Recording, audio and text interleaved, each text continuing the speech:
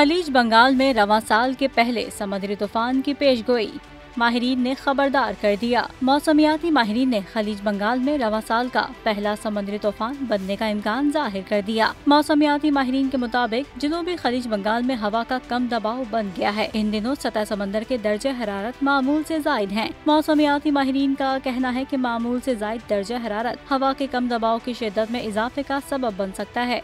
आइंदा 3 से 4 दिन में ये ताकतवर डीप डिप्रेशन में तब्दील हो सकता है। मौसमियाती माहिरीन के मुताबिक डीप डिप्रेशन का शिद्दत इख्तियार करके समुद्री तूफान बनने का इम्कान है। समुद्री तूफान के रुख और इसकी शिद्दत आने वाले दिनों में वाज़ेह होगी।